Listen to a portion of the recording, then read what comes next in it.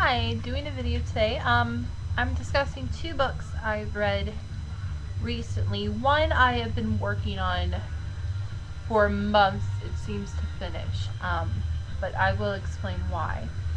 The first book I'm going to address, because it is right around the corner, literally like 3 days I think now, 2 for some people, but that is Beltane, and it is by Raven Gramassi, and it is a part of the Llewell Sabbath series, and it's an okay book.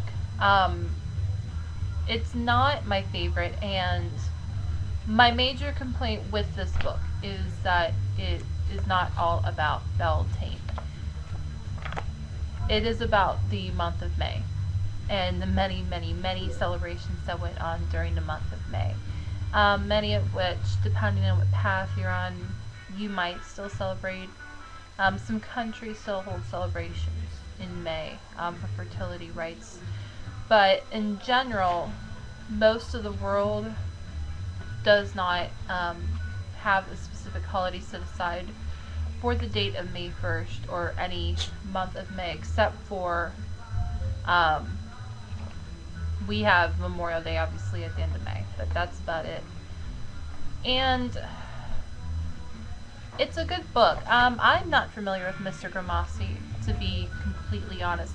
This is the very first book I've read by him, but he does have several books on Italian witchcraft and Wicca in general. And he does know his stuff. He even came up with some obscure stuff I'd never heard of for the month of May, such as Duiso the Trickster. And he made an interesting story, or he relayed an interesting story of the hobby horse and how that connects to the month of May. But this book basically breaks down into history, folklore, fairy lore, which the fairy lore section is quite good. It is by no means a complete course or dictionary on fairies. What it is a discussion of fairy lore, Italian fairies, Celtic fairies. There is a section on fairy tales, and it gives some short stories, opening with one from Scotland, but of different wives' tales, folk tales, fairy tales, whatever you want to call them, that somehow relate to fairies or the month of May. And he gives the country of origin they're identified with, which that is interesting. The herb section is broken into flowers and trees. That's a pretty good section as well. It's pretty complete, and I enjoyed reading it. The correspondence are done nicely. Then we get into spells, which there's only 9 spells, so there's not much to speak of. And none of the spells are anything special. I mean, honestly, you could probably write them better yourself. Cooking recipes, divination are alright. The scurrying glass section including here is nothing special. Very generic recipe for custard. I've made much better custard myself. There's some crafts in here, which are alright.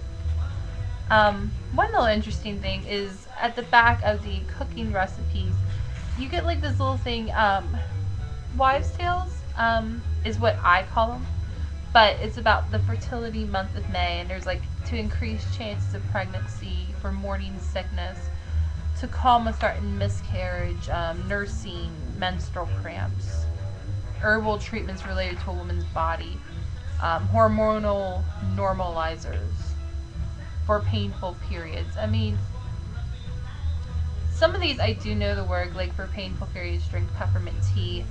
I've tried that. The ginger tea one. Ginger is just good in general for anything to do with tummy troubles, as I call them, or cramps. I love ginger during my time, and I keep ginger ale, or I make my own ginger ale. I keep ginger pills, so I love ginger. Um, but to ease and heavy menstrual flow, red raspberry tea. I've heard that from so many people. I've never tried it myself. Um, Grains of cayenne pepper in an herbal tea. I don't know about that one. He has his pre-written rituals. There is a solitary one. He also tells you how to prepare an altar, which I think some people would find helpful if this is their first Beltane they're celebrating, or even if it's your second or third but you've never done a full-out ritual. That could be very helpful. There is a group-led celebration in here. You learn how to make a May wreath, May garland, maypole centerpiece, May Day cone baskets, with some nice pictures accompanying, and pentacle hair braids, which could never be done alone, I would think. Definitely you would need someone else to do those, but it's a rather short book. That's where the book ends. 153 pages in. So, if you buy this somewhere for the $15 suggested US price, or $22 Canada price, or however much it costs around the world, I really don't know that's worth the money. If you find it used for under 10, I would even say under 8, sure, get it. It's an interesting little read, but by no means complete. Now, the video's gonna run a little long today because I am discussing a Wiccan Bible by Mr. A.J. Drew. The reason it took me so very, very long to finish this book is I got angry about reading this book.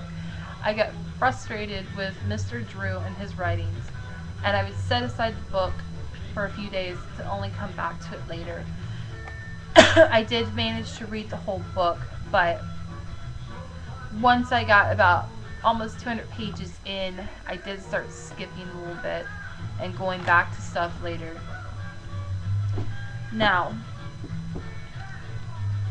I did some research on Mr. Drew, and this book, what I came across was that a number of years ago Mr. Drew was involved in a controversy. He wanted to burn two puppets of the Gavin and Yvonne Frost because of his disrespect and dislike of them, based on the work they did in the 70s and early 80s. That is a really crappy summary of the whole situation, but it's so complex, I don't even want to go into it because I could easily make a half-hour video doing that. And as you can see, I don't think my voice would take it. I keep coughing. But Mr. Drew created quite a bit of controversy with doing this. He was a very, very public figure in the Wiccan and pagan community, and led an annual witches' ball in New Orleans. As of today, Mr. Drew has left the pagan community and the Wiccan religion, and reportedly he's now a Catholic. He will not talk about what made him convert. He won't address any of the issues. He won't address any questions. He won't do any interviews. There is zilch, zero, zip, nada to be found from Mr. Drew today. So after 2007, he was done. And this book, the reason that's important, this book is the A.J. Drew path of Wicca. That is the best way I can describe it. This is how Mr. Drew learned Wicca and then processed it in his own mind and then spat it out. It is over 400 pages. And what you're getting, if I'm to try to summarize this as simply as possible, is you're getting a lot of Mr. Drew's opinions and thoughts. You're getting second facts and myths. Third, you're getting more Mr. Drew, but it's his view of different Wiccan authors and authorities and whatnot in the pagan and Wiccan community. The one single thing that made me probably the angriest, and I really had to debate afterwards if I was going to continue reading this book or not, was his book of creation. And what that Mr. Drew in this book, let me find the beginning of this so I can show you.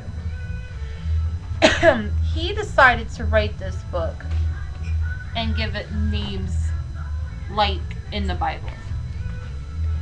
That is the book of creation. Mr. Drew sat down and wrote I'm going to say no, it's about 12 pages. It's 12 pages of how he thinks creation came about. It's worse than the original Bible. And I don't really think much of the whole tale of Adam and Eve, whatever. I don't think much of that. My personal opinion, but I mean, it's my video, so it's my personal opinion. But his tale is much, much, much, much, much, much, much, much, much worse. He mangles words, borrows ideas from here, there, everywhere, and puts it together in an incohesive mess that it makes some sense, but not a lot. And I was just like done. The next book in that one was another one that I was just like, whatever. It starts out nicely enough with the Wiccan read, but he goes into these tangents of what he thinks and about society and politics, and it is annoying and it makes it tedious to read this book. Now, good things I did like. His books on plants and herbs and the planetary matter, that is good. His book on animals, his section on animals and familiars, it's good, but it does get a little bit confusing because he kind of intermixes things, pets with family and familiars and kith, and I think he gets a little confused himself. His book of tribe is interesting. I actually like that. He does a small section afterwards where he discusses gods and goddesses. That's okay. That's worth reading. And his recipes in the back are pretty sound. I easily recognize them as being based. Some of them are based off of recipes from Scott Cunningham. In a couple of his books. His section on gods and goddesses is it's thorough and it's researched. Anything he mentions in here now, though, about his website, the work he's done, it's all null and void. He no longer has the website. No one has taken over the website. And as far as I know, no one even mentions AJ Drew anymore. If you research him on the web, what you will find is mainly about the controversy from 2007. So, read this at leisure, read it with a gallon of salt, and just beware, you are not reading a average Wiccan Bible. I wouldn't even recommend this for beginners. If you're a beginner and you want to pick up this book, I would say no.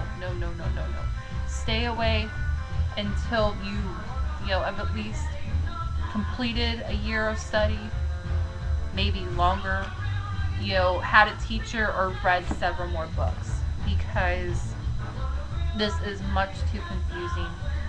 And to try to sit and explain everything with this book would be near impossible.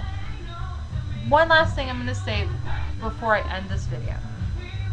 The impression I get of A.J. Drew, because from what like I said, my research, what I've gathered, he actually has explored religion his whole life.